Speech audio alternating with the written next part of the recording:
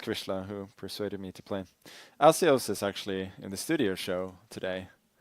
We taking the rare step from the studio to from kind of grinding on the coding to into the studio. So we have Jules Moussard, who's actually streaming today. It's a bit of a surprise. Doesn't usually do that. I don't know, Jules is sometimes the second of Maxime Vacher-Lagrave. So maybe he's playing this from India. As I didn't know that he was streaming. I decided to go with the flow here. Naturally, I'm going G3 since I started H3 and then went to A3. I gotta go G3 and then probably B3 next. I didn't get B6. I feel like he's playing this a little bit too slowly. He has to intend to go G5 at some point, I guess. That's why I'm preparing. I'm taking control of the B4 square in case he takes, and then I'm also preparing B4. I feel like if he castles H4, well, I should have a great position.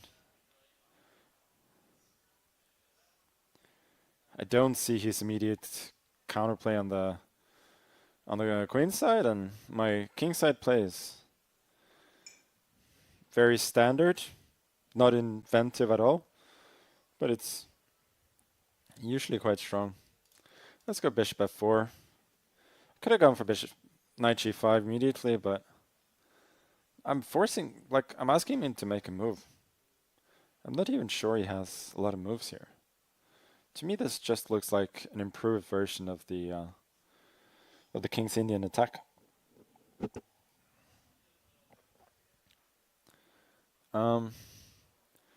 So knight d2.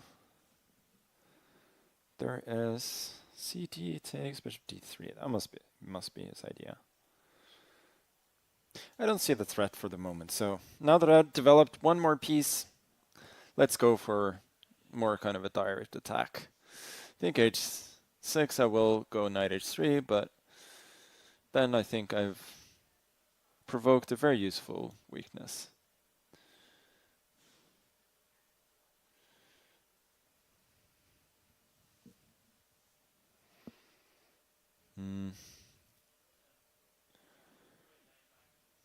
And yeah, bishop c4 maybe.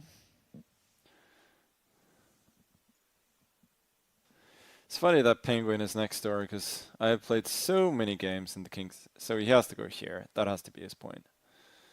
And then by bringing the bishop back to the defense on the king side, like he has at least a somewhat playable position. But I don't think I could have. I didn't have an obvious way of not allowing that. He did have c4, but I wasn't overly worried. Let's go knight e3. g5 I can take, and then I could have brought the I'm again losing my train of thought.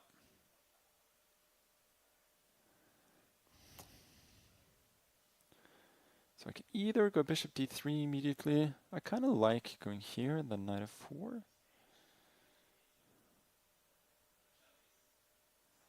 So many choices. Let's go. No, I kind of want to go here first. Then I'll maybe take with the knight on d3 and preserve the queen for... So now I actually need to trade this bishop in order to more effectively attack on the king side. So at the moment, this bishop is by far his best minor piece, exerting quite a bit of influence. Here, I could have gone for bishop a6, forcing the rook back, so this is by far the most natural choice. But now this is a big threat.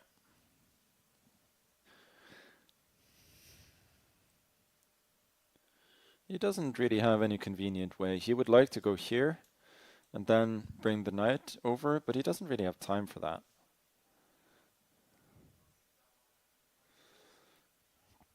I'm getting here quickly with the knight and also king f8.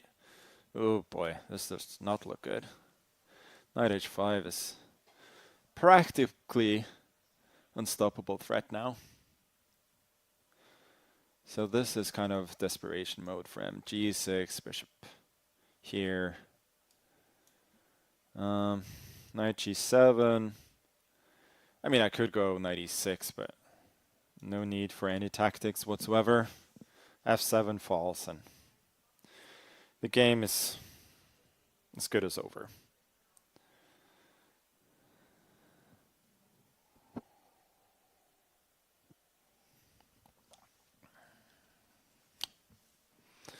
Always love it when you can execute an attack without any tactics.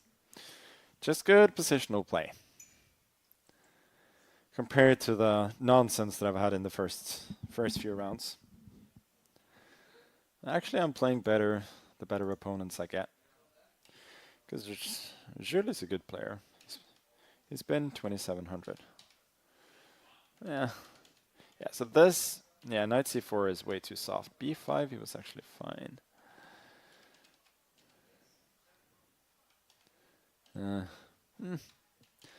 I don't mind that too much. Maybe this is a slight misjudgment, but... Bishop e3. Here. I'm surprised the engine doesn't... I think the engine evaluation is going to go up a bit. Here, yeah, the knight f4 is winning. But here as well. I was thinking this, but maybe he goes back. g4, I mean, it just... Okay, now I allow this. Knight f4, it's brutal. Here I take, otherwise... Game over.